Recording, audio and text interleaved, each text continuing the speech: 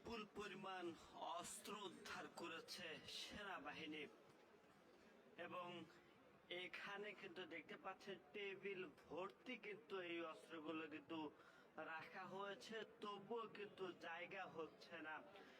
একটু যদি বলে রাখি, এই অস্ত্রগুলো উদ্ধার করেছে সেনাবাহিনী এবং এটি রাজধানীর নিউ মার্কেট থেকে কিন্তু উদ্ধার করা হয়েছে। এবং এখানে যদি একটু দেখানোর চেষ্টা করি,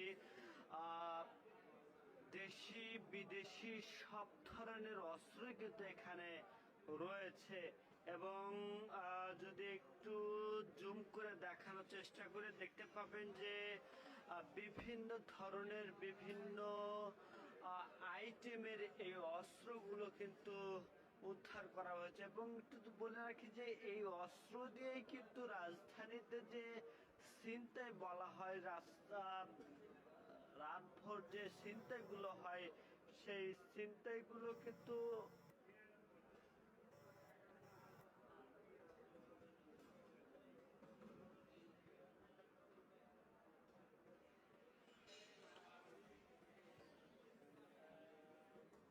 সেই ছিনতাইগুলো কিন্তু এই অস্ত্রগুলো দেখিয়ে কিন্তু করা হয়।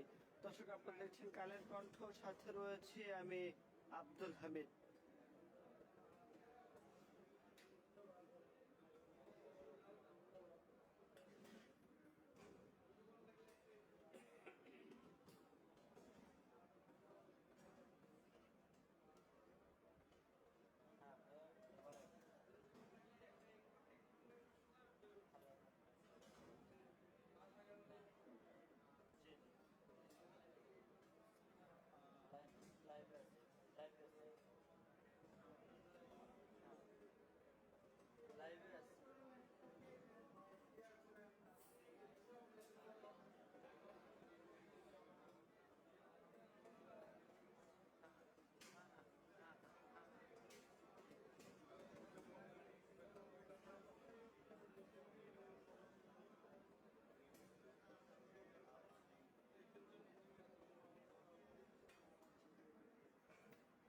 এই মুহূর্তে দেখানোর চেষ্টা করছি সেই চিত্রটি। বিপুল পরিমাণ অস্ত্র উদ্ধার করা হয়েছে এবং সেটি টেবিল ভর্তি কিন্তু সাজানো হচ্ছে এবং সেটি সাজাচ্ছেন সেনাবাহিনীর কর্মকর্তারা।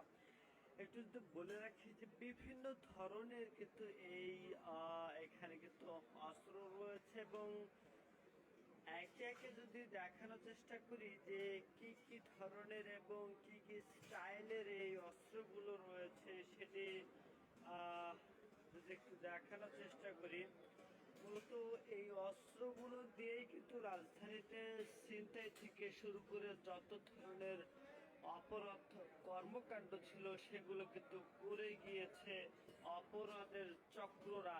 এবং সেই জায়গা থেকেই মূলত সেনাবাহিনী বিশেষ অভিযান পরিচালনা করে রাজধানীর নিউ মার্কেট থেকে কিন্তু এই অস্ত্রগুলো কিন্তু উদ্ধার করা হয়েছে। এবং পাশাপাশি এটির সাথে কিন্তু আরো বেশ কয়েকজনকে কিন্তু উদ্ধার করা হয়েছে এবং তাদের কাছ থেকে কিন্তু বেশ কিছু ফোনও কিন্তু উদ্ধার করা হয়েছে।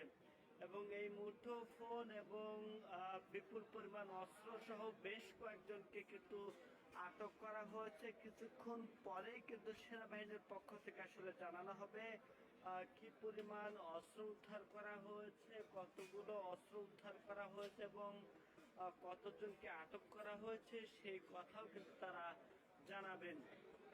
এবং দেখতে পাচ্ছেন যে এসব অস্ত্র রাজধানীতে কিন্তু গোপনভাবে কিন্তু এটি বেচা কেনা হতো